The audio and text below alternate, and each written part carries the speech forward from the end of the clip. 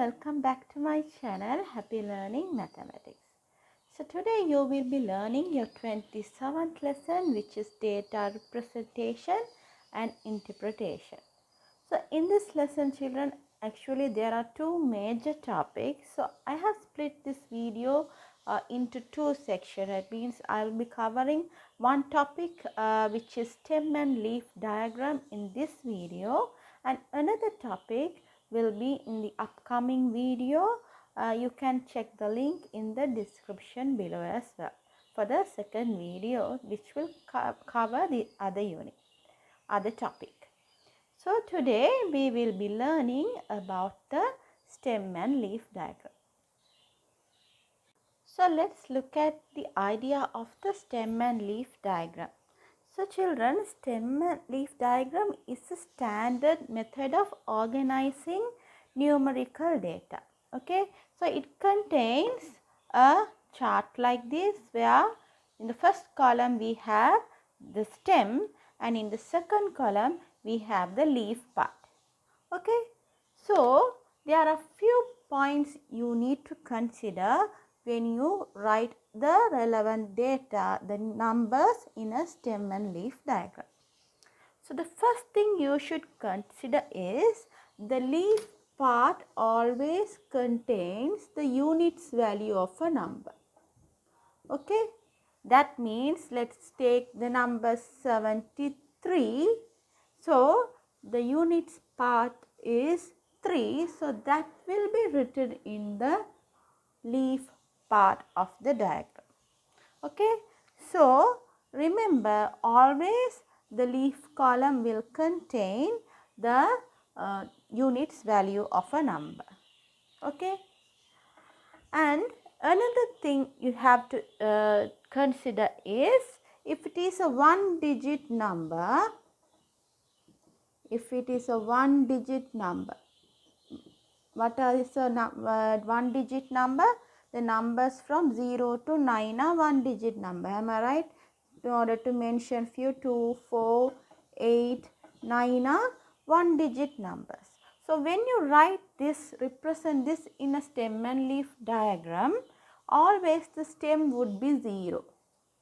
Why? The units value is only there. So units value are what? 2, 4, 8 and 9. So we used to mention it 2, 4, 8 and 9. So this must be read as 2, 4, 8 and 9 are the numbers here. So what if it is a 2-digit number? Okay, if it is a 2-digit number, which are the numbers from 10 to 99. Am I right to name few? Let's take the number 23, 55 and 67. So you write the units value in leaf part and you write the stem value, the tens value in the stem part of the chart. Okay, so let's write this. 2 is in tens part, again 5 is in the tens value, again 6 is in the tens value. Now let's write the units value, which are 23, 55 and 67. So this is how you write. So the next thing you will have to consider is, you must write the numbers in ascending order. Okay, so to give you an example, let's write the numbers 70, 76 and 71 in the stem and leaf diagram. So as you can see here, the tens value takes the number 7. So we will write it there. Then we have the units value as 0, 6 and 1. But we should write it in ascending order. So the number should start with 0, then 1, 71 and then 76. So these are the things you should consider when you write the stem and leaf diagram. So as you can see here, this is these numbers has to be read as 2, 4, 8 and then 9. And this number has to be read as 23. And this one is 55. The next one is 67. And this last row is 70, 71 and 76. So this is an example of a stem and leaf diagram. And you must separate the numbers with the small gap in order to differentiate the numbers. Okay, don't use commas or anything. Just write it with keeping a gap in between. So next we will learn how to represent a 3-digit number.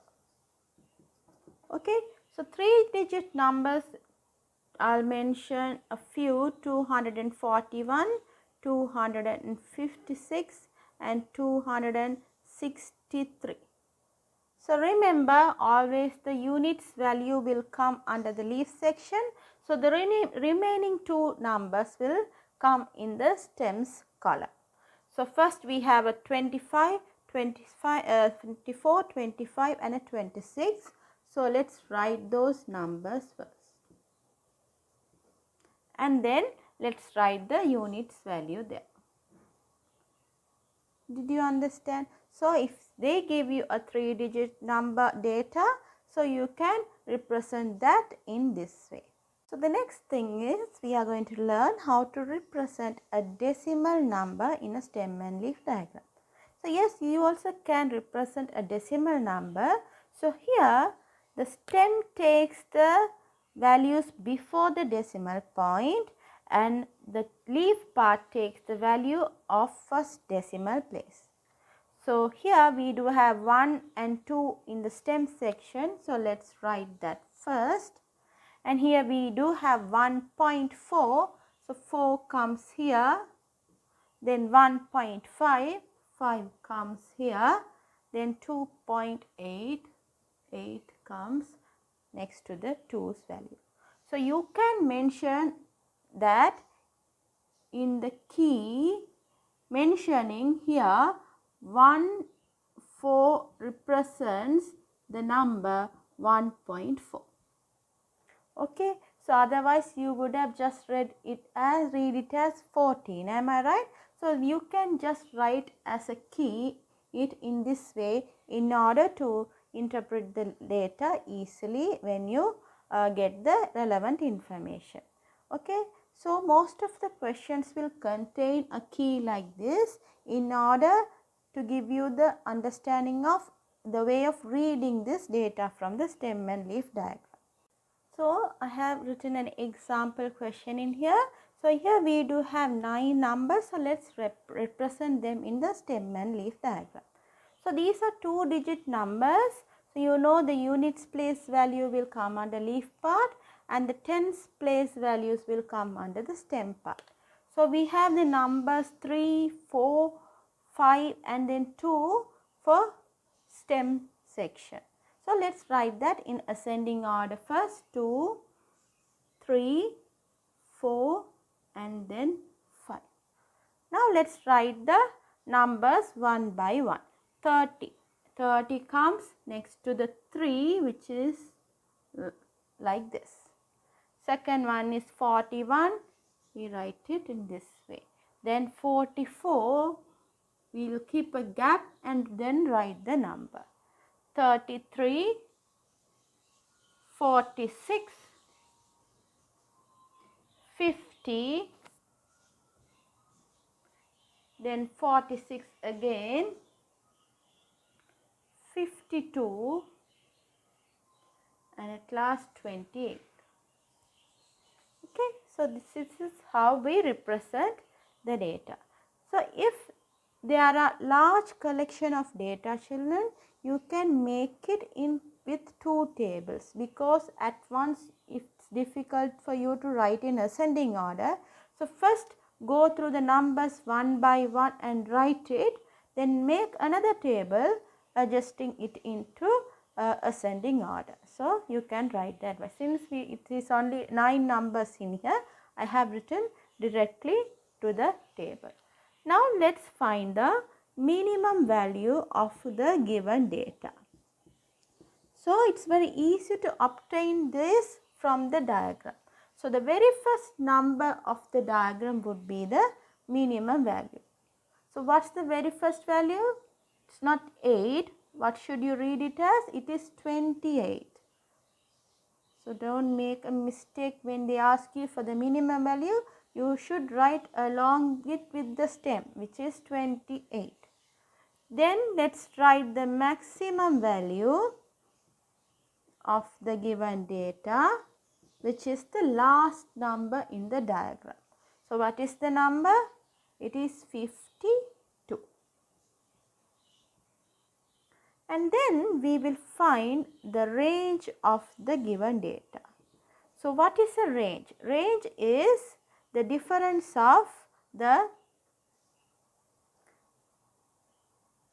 what is a range? Range is the difference of the minimum and maximum values. So maximum value minus the minimum value. So here it's 52 minus 28. So the answer is 24. So this is how you find the range of the data. Now let's do a question from your textbook so that you can understand this lesson better. So the question here is, a cyclist had a training schedule for a month. The distance he cycled each day is given below in kilometers. So these are the distance he traveled, and the key has been given as key 51 means 51. So here this number means it is 51 kilometers. This number denotes it is 15 kilometers. So let's answer the questions now. The very first question is, what is the minimum value of the data? So you know, as I have told you already, the very first number is the minimum value, which is 15. So if they ask you the distance he traveled, you can mention 15 kilometers. Since they are asking for the value, you can answer as 15. Second question is, what is the maximum distance the cycle in a day? He cycled in a day during this period. So the maximum value is going to be the last number of your diagram, which is 65 kilometers. So they are asking for the distance, so write it in kilometers. And the third question is, find the range of the data. So the range, you know, the difference of the minimum and maximum values, which is 65 minus 15. So the range is going to be 50. Okay. So now I'm going to give you another question here. How many days did he travel above 50 kilometers? Okay, above 50. So sometimes they might ask you like this. So in this diagram, it's easy to get that information as well. So here, you know, the stem part 5 and 6 will come above 50. So you don't have to look at this section. So here it's 51, 52, 54, 56. Here it's 63 and 65. So how many days he has traveled? 1, 2, 3, 4, 5 and 6. So the number of days he traveled above 50 kilometers are 6 days. So do you understand? They might ask you such questions as well. So that's all, children, under this lesson. So I'll be covering your next topic in the upcoming video. Please check on that as well in order to get the idea of the whole lesson. So see you in the next video. Have a nice day. Bye.